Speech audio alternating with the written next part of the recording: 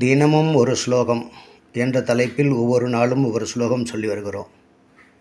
இன்றைய தினம் ராமாயணத்தை தினமும் ராமாயணம் படிக்க முடிய வேண்டும். கண்டிப்பாக அப்படி ஒரு காலம் இருந்தது.